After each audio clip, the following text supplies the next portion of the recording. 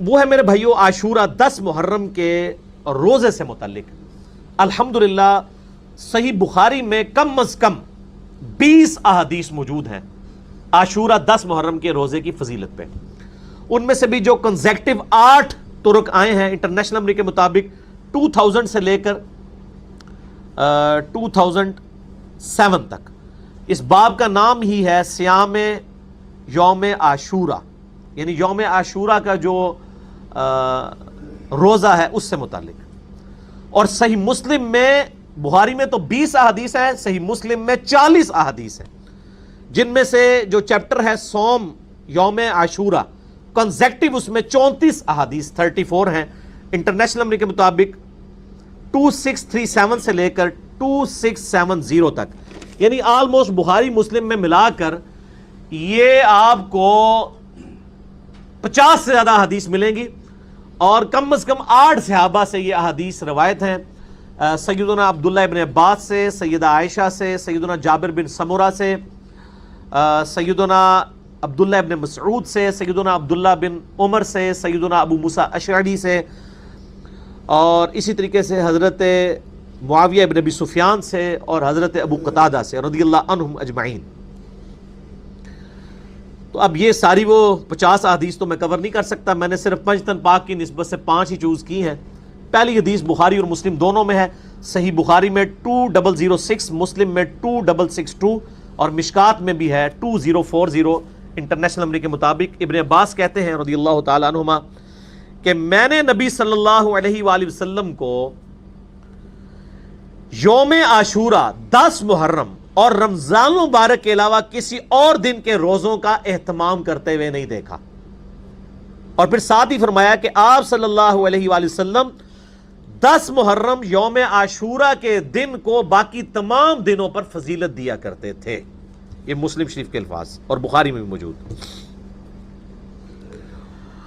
دوسری حدیث صحیح مسلم میں ہے انٹرنیشنل نمبر کے مطابق 2746 اور مشکات میں 2044. ابو قتادہ کہتے ہیں کہ نبی صلی اللہ علیہ وآلہ وسلم نے فرمایا میں اللہ سے امید کرتا ہوں کہ یوم عاشورہ یعنی 10 محرم کا روزہ 1 سال کے گناہوں کا کفارہ بن جائے گا. 1 سال کے. اور یہ گناہ صغیرہ ہی ہوتے ہیں، کبیرہ گناہ صرف توبہ سے معاف ہوتے ہیں، کیونکہ صحیح مسلم میں حدیث ہے انٹرنیشنل نمبر کے مطابق 552 اور مشکات میں بھی ہے 564 کہ اگر کبیرہ گناہوں سے بچا جائے تو ایک نماز سے دوسری نماز، ایک جمعے سے دوسرا جمعہ اور ایک رمضان سے دوسرا رمضان درمیان کے گناہوں کا کفارہ بن جاتے ہیں، اگر بیچ میں بڑے گناہ نہ کیے جائیں. اب یہ نہیں کہ ایک بندہ ایک جمعہ پڑھے اگلا جمعہ پڑھ لے بیچ کے گناہ معاف، نہیں، نماز چھوڑنا خود کبیرہ گناہ ہے. صحیح مسلم میں 246 نمبر حدیث ہے بندے کے کفر اور اسلام کے درمیان فرق کی نماز ہے، تو نماز چھوڑنے سے بڑا کوئی کبیرہ. تو کبیرہ گناہوں سے بچا جائے تو چھوٹے موٹے گناہ جو ہیں وہ اس طرح کے روزوں سے معاف ہو جاتے ہیں.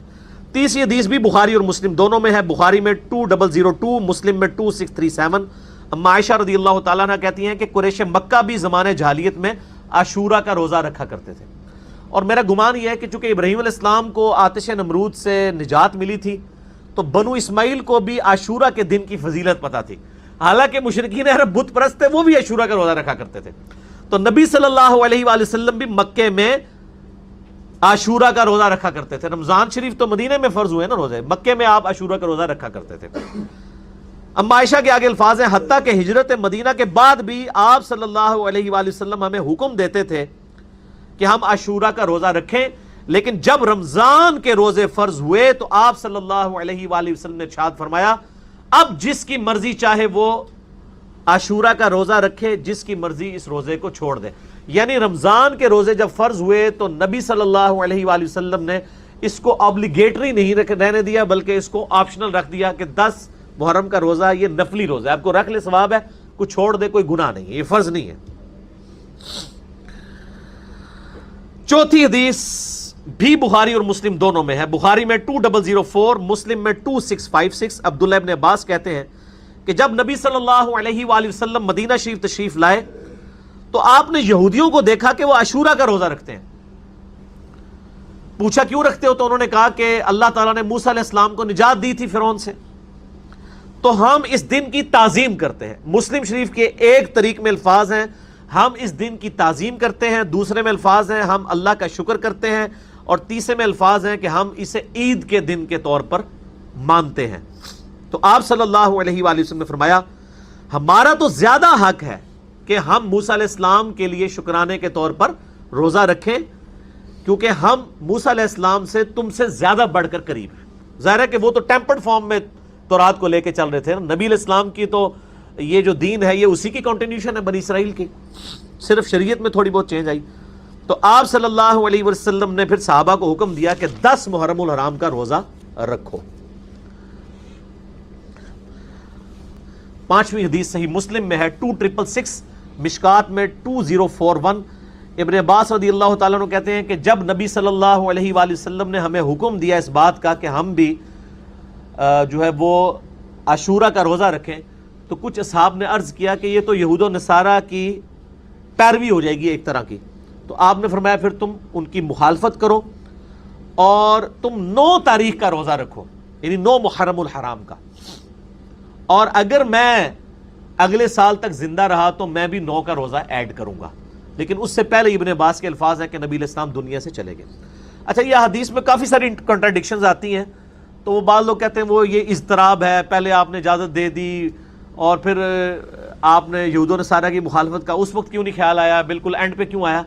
بیسیکلی یہ گریجولی شریعت کے احکام ایوالو ہوتے ہیں، یہ نہیں ہوتا کہ مطلب وہ ایک دن میں ساری چیزیں سیٹل ہو جاتی ہیں۔ تو یہ یعنی الٹیمیٹلی یہ ڈیسیژن ہوا۔ اچھا، یہ جو مسلم شریف کے الفاظ ہیں نا، میں اگلے تم رکھو، یہ جب آپ کسی کا بھی ترجمہ دیکھیں گے نا، بریلوی، دیوبندی، اہل حدیث، شیعہ، تو سب نے بریکٹ میں لکھا ہوگا 9 کا بھی روزہ رکھو۔ یہ بھی جو انہوں نے لگائی ہوئی ہے نا، یہ حدیث میں نہیں ہے، لیکن لگائی صحیح ہوئی ہے، پہلی شاید جڑی کہ صحیح لائی ہوئی ہے انہوں نے، وہ اس لیے لگائی ہے کہ جامعہ ترمذی میں حدیث ہے 755 انٹرنیشنل نمبر کے مطابق کہ ابن عباس نے فرمایا کہ نبی علیہ السلام ہمیں یوم عاشورہ کا روزہ 10 محرم کو رکھنے کا کہتے تھے۔ اس میں 10 کی تاریخ بھی آ گئی۔ البتہ اس حدیث کی صحت میں اختلاف ہے، شیخ البانی سے صحیح کہتے ہیں، شیخ زبیر صاحب ضعیف کہتے ہیں حسن بصری کی تدلیس کی وجہ سے، لیکن اس کو سپورٹیو ایک چیز امام ترمذی نے ساتھ جو قول لکھا ہے نا، موقوفاً یہ روایت بالکل صحیح ہے، اس کو شیخ زبیر صاحب بھی صحیح مانتے ہیں۔ امام ترمذی نے اس حدیث 755 کے ساتھ لکھا ابن عباس فرمایا کرتے تھے کہ 9 اور 10 2 روزے رکھ کر یہودیوں کی مخالفت کرو، اور اس کی پوری سند ہے سنن کبریٰ البیہقی میں انٹرنیشنل نمبر کے مطابق 8187 جلد 4 پیج 287 پہ، جسے شیخ زبیر صاحب نے بھی اپنے الحدیث رسالے میں لکھا ابن عباس کے اس قول کو جو ترمذی لے کے آیا۔ اور میں نے پہلے بھی عرض کیا ہے کہ اگر کوئی صحابی کی حدیث موقوف ثابت ہو جائے تو مرفوع حدیث اگر ضعیف بھی ہو نا، اس کو سپورٹ مل جاتی ہے۔ تو ابن عباس فرمایا کرتے ہیں کہ یہود و نصارہ کی مخالفت کرو، 9 اور 10 2 روزے رکھ کے۔ اب آپ کو پتہ چلا مسلم میں انہوں نے بھی کیوں کیا ہے، وہ اس کی وجہ سے کیا۔